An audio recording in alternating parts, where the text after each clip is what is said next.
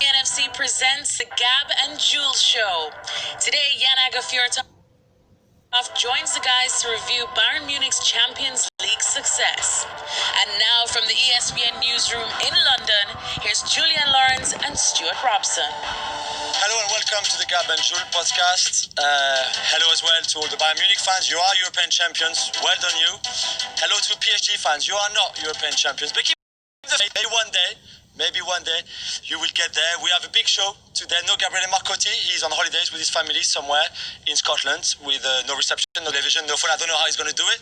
But we've got Stuart Robson, far more handsome and knowledgeable. And also, to go back onto this final, we welcome Jan Agafjortov. Jan, if I had told you a year ago that this Bayern team would have this incredible run into the Champions League, that they would win the whole 11 games that they played in, that they would play such an amazing style of football, that they would destroy Barcelona, destroy Chelsea, beat Lyon, beat PSG in the final, would you really have believed me? I wouldn't believe you at the start of the season that Bayern Munich could be one of the favourites. But if you asked me in November, when my club, Eintracht Frankfurt, beat them 5-1, and Niko Kovac was fired, Hans Flick came in. Okay, we knew Hans Flick that he was a knowledgeable man. We know that he was a humble kind of leader, former Bayern Munich player with a lot of experience from being sport director, assistant to Joachim Löw. I would have said that will be very hard for them.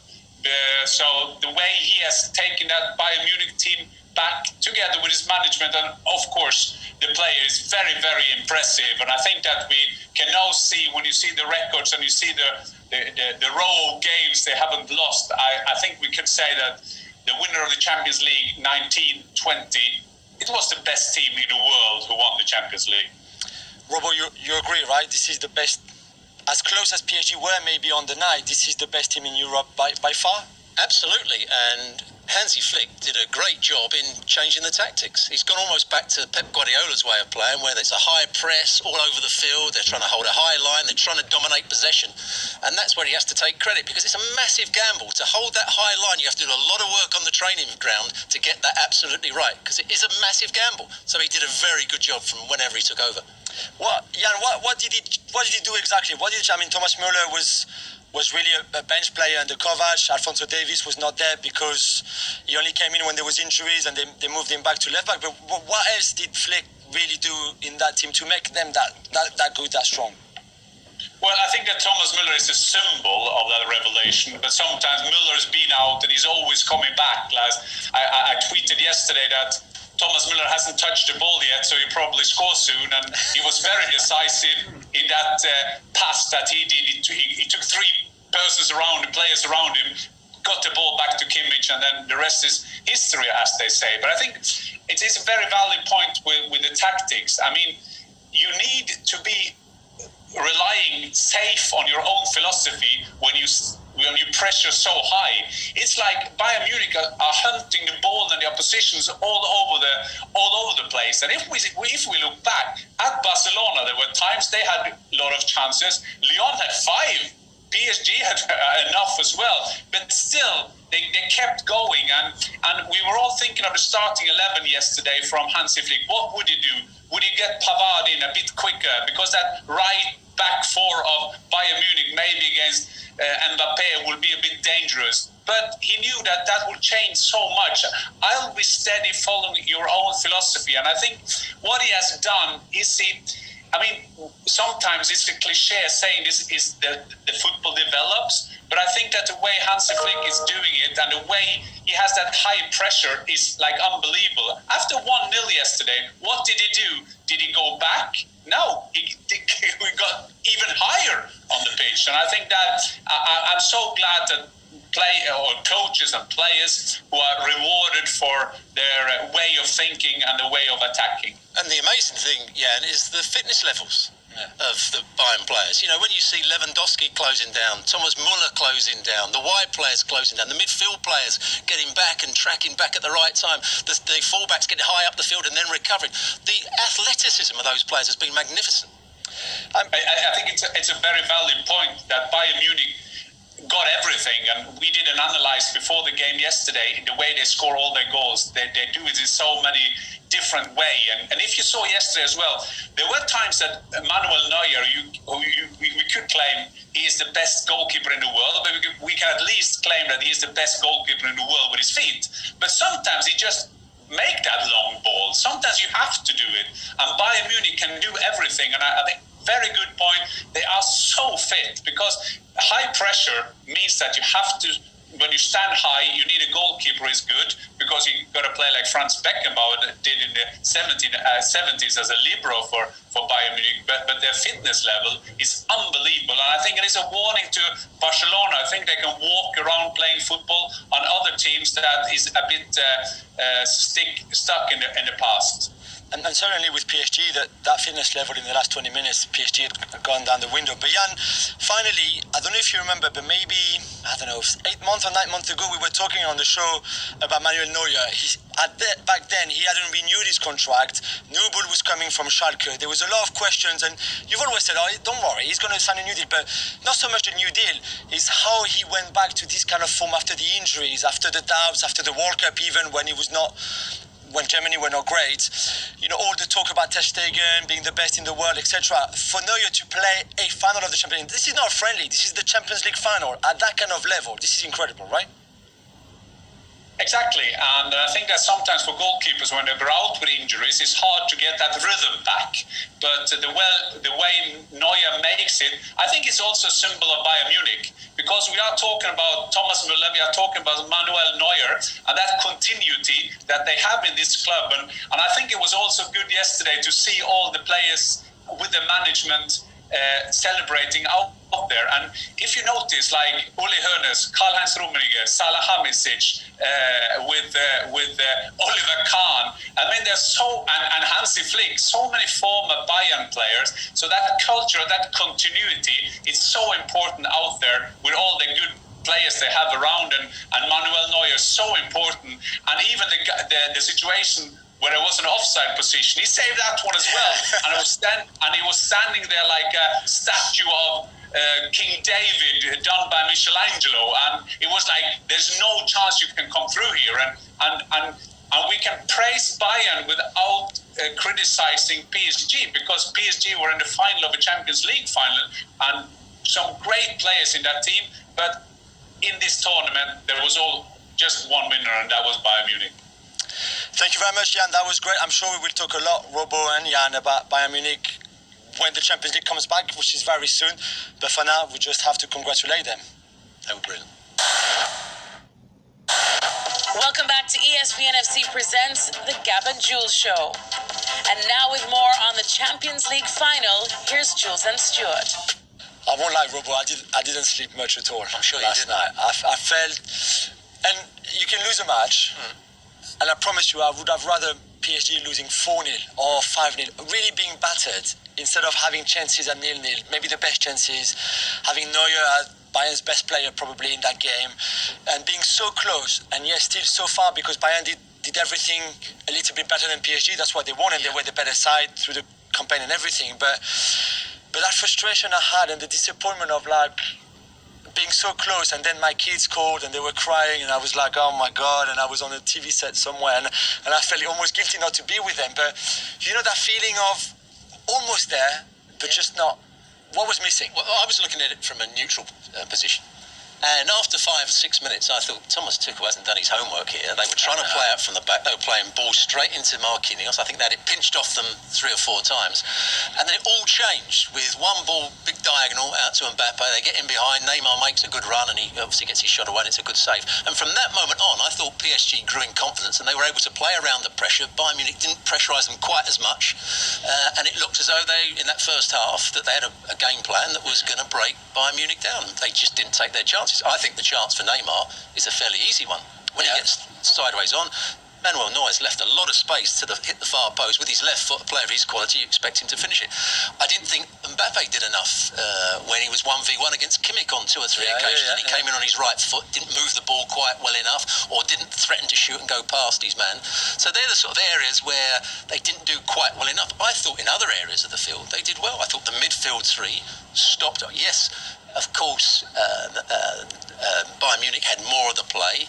Yes, they had better passing out to the fullbacks, but I thought the defensive side of their game was excellent. Herrera got out and dealt with Davis okay. Yeah. Marquinhos block balls played into Lewandowski, also came out and pressurised in midfield as well.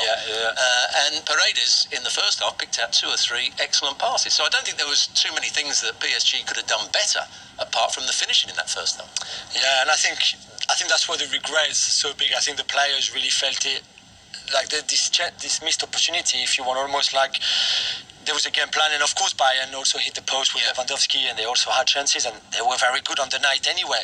But that feeling of like being able to, I don't think any team in, not just in Europe, but also in the Bundesliga this season, even Bayer Leverkusen, who beat Bayern Munich in the league, and Mönchengladbach as well, didn't trouble Bayern like PSG did. So when before the game, what did you expect the percentage ratio for possession to be? So that was exactly what I thought, because I really thought Tuchel would try to beat the press and then play quickly on the front three, who will stay quite high on the pitch on purpose. So don't drop and help to build up from the back. Leave them 3 there, and then as soon as you beat that press, if you do, and you might not have many chances to do it, but if you do like 4 or 5 times, that's when you got to take your exactly, and that's where they created the most chances. To be fair, I would say PSG had more of the ball than I expected them to. You know, I thought Bayern were going to dominate the game, and after that first 5 or 6 minutes, I thought, I'm not sure how PSG are going to get out here, because they're trying to play out from the back, they're being caught on the ball, and then suddenly they started to do it better. There was one moment in the first half which was the ideal scenario to break down Bayern, and we talked about it on the show a couple of days before. I think Navas caught a cross, and there was a throw straight out to Neymar, who was in the withdrawn centre forward position. Number 9, Boateng came out, and his first touch took him to the side, so he was on the half turn. Mbappe made the run in behind Kimmich, and he overhit the ball, Neymar, and Neuer came out and swept. And I thought, if they can keep doing that, they're going to cause Bayern all sorts of problems. But they didn't quite do it enough. That was the problem. You know what? The one that kills me is the Kylian Mbappe just before half time. That ball from Herrera, and I don't know if he doesn't expect Herrera to cross the square. I think you, me, everybody that was watching the telly, shoot Herrera. Yeah, but do you think Mbappe can allow himself to think that instead of still being ready? He shouldn't be thinking that, but I think that's what's happening. So he wasn't ready for the reverse ball. This one killed me, Robo, because I really thought this is it. And Bayern are a great team, they're a machine, no problem. Even if Lewandowski is not on a great day, like on Sunday night, you still have other great talents, and no problem. And PSG is true, as much as they are a team in terms of togetherness and etc., they still rely a lot on Mbappe and Neymar. 100%. So if those two don't have a good game or are not clinical enough, you're in trouble. But I still thought, even if they're not on a great day, one of them will take one of the chances they will get, and that was the one for me. Mbappe, with his talent, in that position, just before half-time, with 3/4 of the goal open on the left-hand side, and then he should soft on Neuer. Even if he wasn't expecting it, he still had chance to control the ball and then pass it into the net. And I think the other frustrating thing, from a PSG point of view, is there was times when Bayern were playing that high line and players had made good runs, and the player on the ball didn't see it. You know, they should have played it a fraction earlier and they'd have been in. And time again, Herrera a couple of times missed it, Paredes missed it, and Marquinhos missed a couple of chances. Play the ball in, he's in, and they didn't play it at the right time. And that's disappointing, because you think they must have worked on that throughout the week. This is how Bayern play. If you get a chance, you don't have to be too precise with your pass, just get it in behind them, in between their defenders, and someone can make the right run. And they just missed the opportunities on 4, 5, 6 occasions. I agree with you. It's a shame, but let's just hope they come back stronger. They're still a good team, they have great players. I think they can come back stronger and come and do it again and have another go at it. But an interesting start. I think the last 7 teams who were in the final for the first time all lost, which gives you a sense that there's a learning curve as well. You can't just go to the final and win it, especially when you play against a team like Bayern or Real Madrid and clubs like that. And I think maybe on your second time, like Marseille did, for example, all those years ago, maybe then you have that kind of experience before. I don't think we can get away from saying that Neymar wasn't at his best. And we saw in the last 20 minutes Neymar being the showman again. Yeah. When he get frustrated, he started going into positions he shouldn't be in. Then he starts throwing himself to the ground. So when things start to go wrong for him, all the bad traits came back out again. Welcome back to ESPN FC presents the Gab and Juls show. Now with some of the biggest stories from the world of football, it's time for quick hits. Over to Jules and Stuart in London. Well, enough of PSG, Robo. Let's do the quick hits. Let's go. It's another Europa League triumph for Sevilla, who beat Inter Milan on Friday night 3-2. Robo, were you more impressed by De Jong and Lopetegui's game plan, or more disappointed by Conte's game plan? Well, I'm going to start with, if you're playing against Antonio Conte and Inter, you have to come up with a game plan to stop the ball going into the front players, because that's how they like to play. And he did that perfectly. Particularly Jordan stopped balls being played in, and really Martinez and Lukaku didn't really link up. So if they can't go in there, their next plan is to keep switching the play to their wing backs. And I thought Lopetegui came out with a game plan for that as well. The two fullbacks didn't get too narrow. They were all ready to go out there and close down. So I thought he did that brilliantly. And the other way that you can break Antonio Conte's sides down is by switching the play quickly yourself. And at times they had two players in wide areas on both sides of the field whenever they got good possession, because they kept on switching the play, and then crosses came into the box and there was De Jong to head one of them in. So I thought Lopetegui got his tactics absolutely right, and I was disappointed that Antonio Conte couldn't get his game plan to really work for them. And even changing things, because Conte waited really late to bring on Eriksen, to bring on Alexis Sanchez, for example, when clearly, as you said, Lautaro and Lukaku were not really working out. And I was just waiting, like, come on, do something, because you're going to lose this game. It was 2-2 at the time, but you're going to lose this game. I was disappointed with the front players as well, because if you can't get it into feet, which is what they normally do, balls are played into the feet and they link up, and you have to go in behind. And Lukaku and Martinez didn't make enough runs in behind. That's right. Staying with Inter, it looks set that Conte's going to leave. Allegri may be taking charge. What do you think about that? It's interesting, because after the game, he gave a long interview to Sky Italia, Conte, saying, like, this has been really hard for me this season, for my family. And you really sense the frustration that he had in him. And I think he will leave the club. There's a big meeting on Tuesday. Tomorrow, we're recording this on Monday. And I think he will leave. I don't know if it's because maybe he feels the project is not right up there for him. And you and I talked about that on the ESPN FC show a couple of days ago.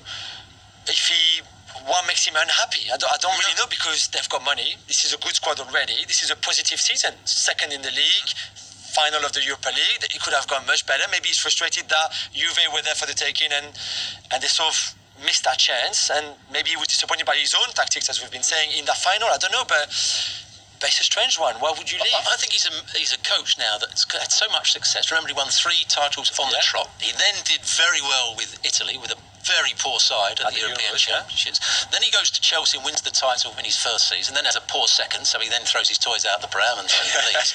And I think he expected to go and challenge this season. And when he doesn't, he makes every other excuse. I love him as a coach. I'm not sure about his management skills.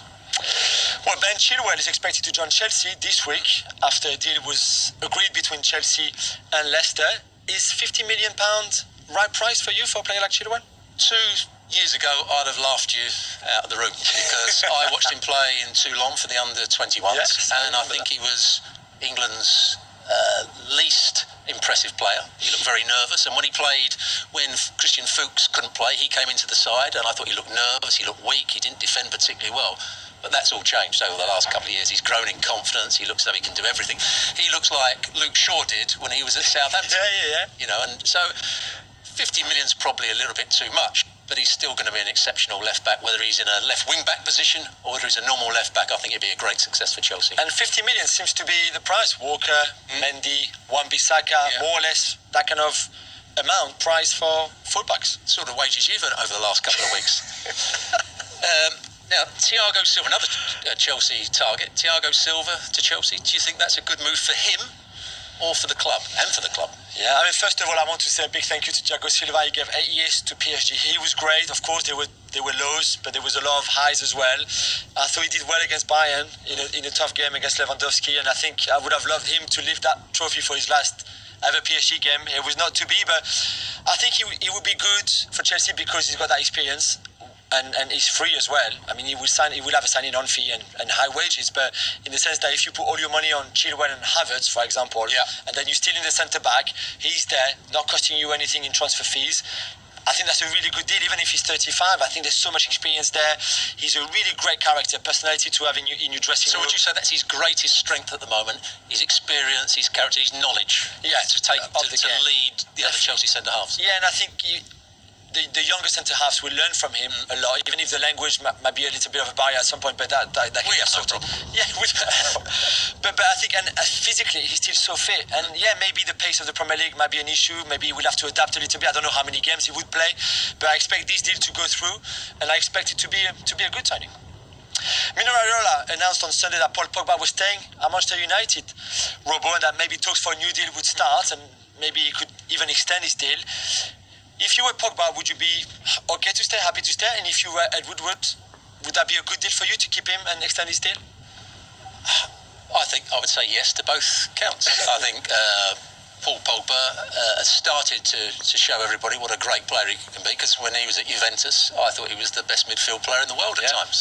When he at the World Cup, when he was dominating matches with his combination of strength, his ability to run beyond people, his ability to manipulate the ball, to find a pass. Some of his passing is magnificent. I think he needs to play week in, week out, get away from the injuries that he's had, but you can't avoid that sometimes. But I think it'd be good for him to stay and prove that he is a top-class player for Manchester United. And I think Manchester United should keep him, because without him, I don't think they can go on to that next level. To get somebody in to replace him, what are you going to have to spend? He can still be the world's best midfield player if they can get the best out of him.